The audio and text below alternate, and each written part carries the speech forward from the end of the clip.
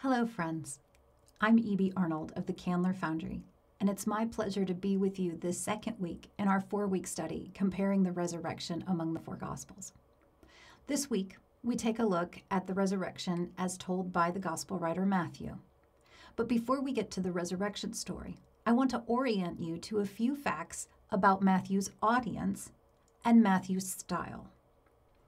Matthew's audience, who he's writing this gospel to, is almost certainly exclusively Jewish Christian, meaning that these are both Christians who follow Jesus as the Messiah, but they are also still practicing Jews. This makes them what we call a double minority. Now, when we think about the ancient Roman Empire, we can conceive of it in terms of a whole, maybe about yay big. And within that population, only a very small percentage, a minority, would be Jews. Now, of that population of Jews, only a very small percentage, a minority, are Christians as well as Jews. So they are a minority twice over. They are a population separated from others, and when it comes to size, are decidedly at a disadvantage.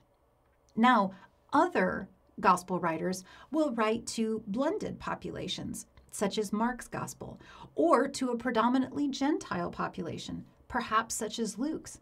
But with Matthew's audience, it's important that we remember that they are still practicing the law and trying to decide how to best be faithful to their identities as Jews and Jews who believe that Jesus is the Messiah and who follow him. That's a very unique and an interesting position in which to be. It's important for us to remember that because anytime you come across something in Matthew's gospel that sounds anti-Jewish, we must remember that this is a family fight. So, what's happening is not that Gentiles are accusing Jews of being unfaithful. It's not that Christians are lobbing accusations at Jews. Rather, this is a Jewish discussion of a struggle, really, of how do we make sense of Jewish identity and following and worshiping Jesus. And as I think we can all understand, family fights don't mean that we necessarily come to an agreement with one another. It's important to remember this because this is also the image in which Matthew crafts Jesus. In his Sermon on the Mount, in Matthew chapter 5, Jesus says, "Do not think I've come to abolish the law or the prophets. I have come not to abolish, but to fulfill." In this way, Matthew is definitely suggesting to his audience that this is a new time and a new situation for God's people. However, there is continuity, that we are still faithful to the law and to the prophets and to our identity by following Jesus as the Messiah. Later, towards the end of the gospel, Jesus says to the crowds and to his disciples, "The scribes and the Pharisees sit on Moses' seat. Therefore, do whatever they teach you and follow it, but don't do as they do, for they do not practice what they teach." So Matthew has his Jesus very explicitly put himself in the same line as Moses and the prophets and all these teachers of Israel. And he says, keep the law. Absolutely, we are still God's people in line with everything we have practiced throughout the years. Jesus is simply offering a way to keep this authentically, completely, which is why he says he's there to fulfill the law and not to abolish it. This is actually really important, his audience, when we think about Matthew's style. And I've already hinted at it a bit because Jesus puts himself in the line of Moses. And not only does Jesus do this, we can see Matthew craft the person of Jesus, Jesus's character in the story, in line with Moses. Think about the birth narrative. Matthew's birth narrative has Jesus being born under a tyrannical king, Herod. But this tyrannical king does something very interesting. He seeks to kill all of the baby boys that are of Hebrew birth If that sounds familiar, and it should, it's because that's the same birth narrative that Moses had. Only he was in Egypt under Pharaoh. And so Matthew is making the case that Jesus is the new Moses. In fact, when Jesus begins his sermon on the mountain, it says he went up on the mountain. Just like Moses went up on the mountain in order to receive the law from God, so Jesus goes up on a mountain and teaches his version of the law. We can actually see that this is specific to Matthew's style because the only other gospel writer to have a sermon that has similar content to Matthew is the Gospel of Luke. However, Luke does not have a Sermon on the Mount. Luke has a sermon on the plain, on a level place. So we can see that Matthew is very intentionally crafting Jesus to look and act like Moses. And in fact, throughout this Sermon on the Mount, Jesus will repeatedly say, "You have heard it said, but I say to you." And he's speaking the words of Moses. And he's not denigrating them. Rather, he's really honing in on them and showing what the real essential part of them is and making that apparent. So Jesus in absolutely no way denies Moses, but rather explains Moses so that people can understand it even better. Not only that, but Matthew is playing on this idea of Jesus as a prophet like Moses. There's this prophecy that's given at the end of Deuteronomy, where Moses says, "The Lord your God will raise up for you a prophet like me from among your own people, and you shall heed such a prophet. This is what you requested of the Lord your God at Horeb on the day of the assembly when you said, 'If I hear the voice of the Lord my God anymore, or if I ever see this great fire, I will die.' Then the Lord replied to me," this is Moses again, "they are right in what they have said. I will raise up for them a prophet like you from among their own people, and I will put my words in the mouth of this prophet, who shall speak to them everything that I command." So that totally explains Jesus doing this movement from, "You have heard it said, but I say to you." And so throughout Matthew's gospel, Jesus is referred to as a prophet, like Moses. Chapter 21, they wanted to arrest Jesus, but they feared the crowds because the crowds regarded him as this great prophet and continually said, "This is the prophet, Jesus from Nazareth in Galilee." Jesus is also depicted by Matthew throughout the gospel as a teacher, a rabbi, and Matthew uses the word teach more than any other gospel writer. In fact, Matthew will often alter stories that he inherits from Mark in order to make them be teaching stories. Jesus' activity in the temple in Matthew 21 is actually taken from a story in Mark 11:27, but Matthew changes it so that Jesus isn't just in the temple, but he's teaching there. In Matthew 4:23, Matthew takes a story from Mark 1:39 where Jesus is in a synagogue. Now, in Mark's version of the story, Jesus is healing someone. In Matthew's version, he's teaching. And this is all going back to a comparison of Jesus and Moses. In Deuteronomy 4:14, we hear Moses say, "The Lord charged me at that time," when the law was given, "to teach you statutes and ordinance for you to observe in the land that you are about to cross into and occupy." Moses' primary job was to give the law and teach people how to keep it. Now, what's very interesting about this, last week we had talked about how Matthew's gospel is symbolized by a lion. Mark's gospel is symbolized by a lion. Matthew's gospel is actually symbolized by a human being, which is interesting that that is also an animal. But this particular human normally is seen reading a scroll and with wings. And so many historians believe that Matthew, the gospel itself, is meant to be depicted as a teacher, which is very interesting because the word Matthew comes from the Greek word mathetes, which means disciple or learner. Therefore, the entire Gospel of Matthew is one who has learned from Jesus and who is now teaching everyone else. Very similarly to how we understand Moses receiving the law from God and then teaching it to the people of Israel.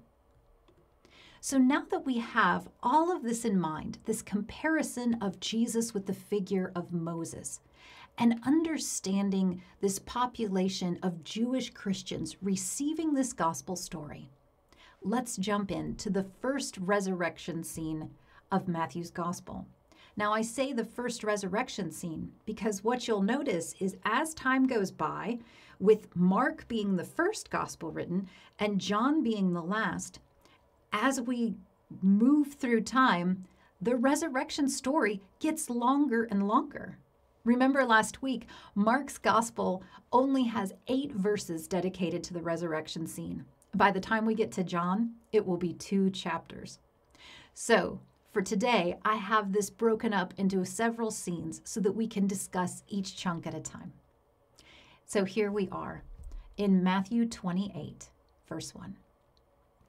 After the Sabbath, as the first day of the week was dawning, Mary Magdalene and the other Mary went to see the tomb. And suddenly there was a great earthquake, for an angel of the Lord descending from heaven came and rolled back the stone and sat on it. His appearance was like lightning, and his clothing white as snow. For fear of him, the guards shook and became like dead men. But the angel said to the women, "Do not be afraid. I know you are looking for Jesus who was crucified. He is not here, for he has been raised, as he said. Come see the place where he lay. Then go quickly and tell his disciples, he's been raised from the dead. And indeed, he is going ahead of you to Galilee, and there you will see him. This is my message for you."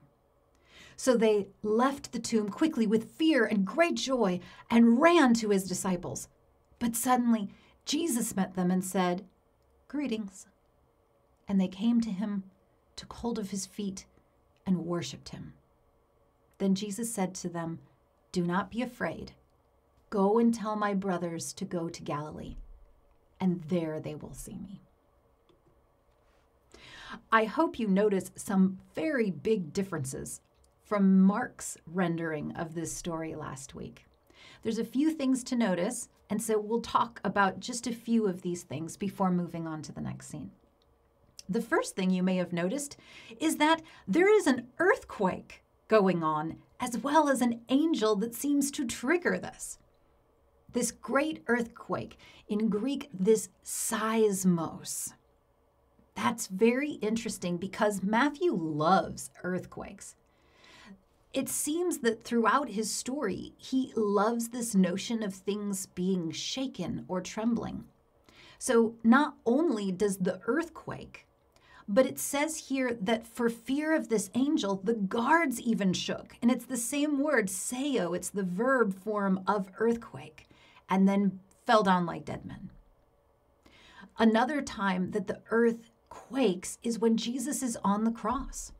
In fact, Matthew has this amazing moment where Jesus dies and the curtain temple is torn in two, and then there's an earthquake and rocks split open and dead fly out of the graves. It's a very dramatic rendering.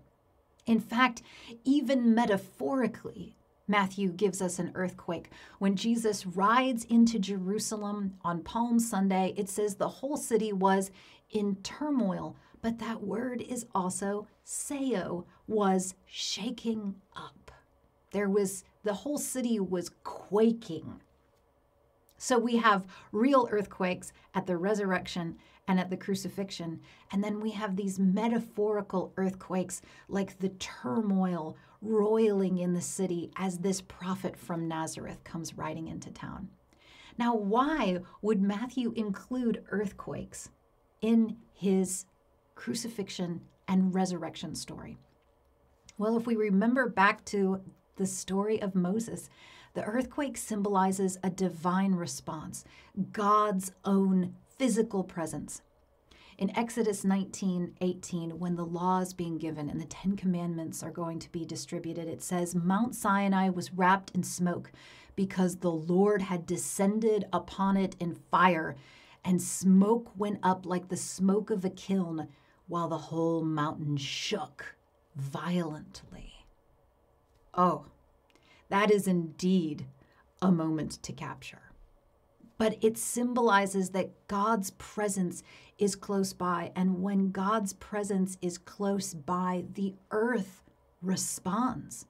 This divine nature, earth cannot contain it. Another thing you might have noticed is Jesus' rather strange greeting to the women. Namely, he just says, "Greetings." That seems a very terse and odd way to greet a group of people who are there to see your tomb, believing that you are dead and buried. But if we back up in the story that Matthew tells, we can understand what this greeting really means. Back before Jesus is arrested, when he's in the Garden of Gethsemane, in Matthew chapter 26, verses 49 through 50, it says that Judas came up to Jesus and simply said, "Greetings, Rabbi," and kissed him. And Jesus said to him, "Friend, do what you are here to do." And then they came and laid hands on Jesus and arrested him. Notice how we get "Greetings, Rabbi," a very terse greeting. And Jesus greets the women and says, "Greetings." Judas kisses Jesus, whereas the women come and take hold of his feet and worship him. Jesus calls Judas friend, but he calls the disciples, after he's resurrected, brothers. And whereas Judas kisses Jesus and then they lay hands on Jesus and arrest him, here in this moment in the garden with these women, they are putting their hands on his feet and worshiping him. Now, what has changed in between this one garden on the night Jesus is betrayed and this other garden the moment that Jesus is raised from the dead? That moment is the cross. The cross has changed everything. What has happened on the cross has changed this nominal "Greetings, Rabbi" into a true hello that will abide. It changes a friend to a brother. And it changes a kiss of betrayal and the rough handling into an act of worship. All that here that Matthew gives us by repeating this very brief "Greetings." Moving on to our resurrection scene 2. So remember, the women have just been told to go tell the disciples that Jesus is going ahead of them to Galilee. And so it starts in verse 11 that while they were going, some of the guard went into the city and told the chief priests everything that had happened.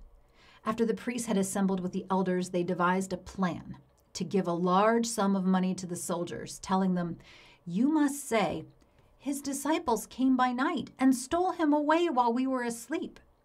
If this comes to the governor's ears, we will satisfy him and keep you out of trouble." So the soldiers took the money and did as they were directed. And this story is still told among the Jews to this day. Now, there's a few things to notice in this telling. First of all, the guards are definitely meant to be something of a comic relief. Notice how when the angel descends, they shake and drop dead, even though they're holding spears and swords and they are the might of Rome. Now here, they go and tell the chief priests what happened, and the chief priests say, "Okay, you need to we're going to tell the authorities that you were asleep and that his disciples stole the body away, but don't worry, you won't get in trouble." Well, of course they would get in trouble. They weren't doing their job, and they let this wanted man be stolen away. So they're definitely poking fun at the Roman soldiers not being very bright. These are definitely the two stooges in the story. The real sad part, the part where you can hear Matthew's grief, is in that final line. And this story is still told among the Jews to this day. He's demonstrating how there's that struggle going on in the Jewish community, that some people would rather believe this kind of crazy story that these Roman soldiers would actually go to sleep and let someone come and steal a body away out of a tomb that's not only highly guarded, but has a huge rock in front of it. It's a ridiculous story. Like I said, these are the stooges of the story. And Matthew's saying they would rather believe that story than believe our story. There's a certain amount of grief that I believe is there. And the reason I think so comes in the next scene. In the third resurrection scene, it says, "Now the 11 disciples went to Galilee, to the mountain to which Jesus had directed them. And when they saw him, they worshipped him, but some doubted. And Jesus came and said to them, 'All authority in heaven and on earth has been given to me. Go therefore and make disciples of all nations, baptizing them in the name of the Father and the Son and the Holy Spirit, and teaching them to obey everything that I have commanded you.'" Did you catch it? Did you catch the 11? The 11 went to Galilee. Up until this point, there had been 12. Now, you may not think that it makes much difference, but you have to remember 12 is a really important number to the Jews, to whom this gospel is being written. In fact, in Exodus 24, when Moses is giving the law, it says he wrote down all the words of the Lord. He rose early in the morning, built an altar at the foot of the mountain, and set up 12 pillars corresponding to the 12 tribes of Israel. 12 was the number of being complete, of being whole, of the fullness of God's people acting in concert and in community. So when the 11 disciples go to Galilee, there is an obvious whole. Now, the gospel writers all handle this differently. Mark and John don't even mention that there's 11. And Luke mentions 11, but in the first chapter of Acts is very quick to appoint a new disciple to take the place so that the 12 is whole again. But Matthew is all right with leaving it as the 11. And so there is this tendency Matthew has that I think we must notice, that the resurrection is a combination of joy and sorrow. In fact, notice that when the women left the tomb in chapter 28, verse 8, it says they left the tomb in fear and great joy. These weren't simple emotions, they were complicated. In fact, in this particular scene where the disciples meet Jesus at the mountain in Galilee, it says they worshiped him, but some doubted. Now notice, it doesn't say some worshiped him and some doubted. It said they worshiped him, but some doubted. That means that Matthew understands that worship and doubt aren't necessarily mutually exclusive. Sometimes we worship in the midst of doubt, in spite of doubt, and sometimes we worship through our doubt. And so when we also hear that these 11 disciples go to Galilee, feeling that hole that Judas left and it not being filled, it's still good news, but it's still paying attention to the fact that there is both joy and sorrow in the new life of the resurrection. In fact, this recalls what happened to Moses himself when he brings the people into the land at the end of Deuteronomy, where he brings them right up to the land. But remember, the Lord said, "I will give it to your descendants, but I have not let you see it with your eyes. You shall not cross over there." As it goes on in Deuteronomy 34, it says that Moses died there just before going into the land, and that God himself buried Moses, and Moses never saw the land. There was joy in finally making it to the completion, but there was also sorrow, and there was an absence, a hole, as the people would travel into the land that one would not go with them. But it's important to know that Jesus' commission to his disciples, go therefore and make disciples of all the nations. They still receive this commission even though they're missing one. Even though their community is not complete in the sense that they had hoped it for, they are nonetheless endowed with both the authority and the responsibility to take this gospel message into the rest of the world. And again, this echoes what happened to Moses on the mountain. In Exodus 24, the Lord said to Moses, "Come up to me on the mountain and wait there, and I will give you the tablets of stone with the law and the commandments which I have written for the people's instructions." Now, I hope you see a bit of a twist that Matthew has done in his gospel. So far, we have been comparing Jesus to Moses. Like Moses, Jesus is the lawgiver. Like Moses, Jesus is the prophet. Like Moses, Jesus is the teacher. But it's the disciples coming up onto the mountain to be with Jesus. And he's giving them the commission to go teach and to go make disciples. Meaning now the disciples have taken the place of Moses. And now to the reader, it is absolutely transparent who Jesus is. He's not just like Moses, but he is in the place of God himself. Jesus is the one giving the law like God gave it to Moses, not like Moses gave it to the people. In fact, Jesus says something that Moses couldn't say.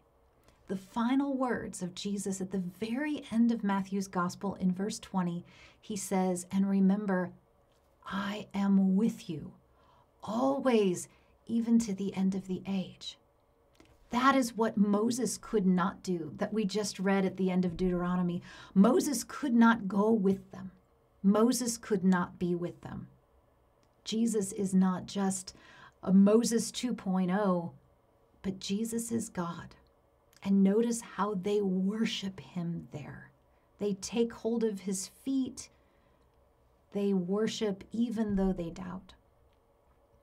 And what's really beautiful is that we get this wonderful inclusio. Jesus ends his time with the disciples by saying, "I am with you. I will be with you." And remember how Matthew's gospel begins with Matthew's birth narrative saying, "And they shall call him Emmanuel," which means God is with us. And so Matthew proves that to us at the end of his gospel by Jesus saying, "I am with you." We now have come to appreciate Jesus and how he is like Moses, but how he has handed on that identity of Moses to his followers, to you and me, that we have been given all the stories. We have been given the teachings, the law, and now we are instructed to go instruct others. And that we can go even if we are not perfect, even if not everyone is here who we'd wish it to be. And there we can hear Matthew's words to his community. It's going to be okay. We are a small minority, and there are people whose lack of presence we acutely feel. And in resurrection, it is all right. In fact, it is appropriate for us to feel a combination of many emotions. It's okay to worship and doubt. It's okay to feel joy and sorrow. It's okay to feel elation and fear. Because remember, He is with us even to the end of the age. I hope you have enjoyed your time with me this week as I have enjoyed it with you. Cannot wait to hear about the wonderful conversations you have, and join me next week when we talk about the resurrection according to the gospel writer Luke. Be well.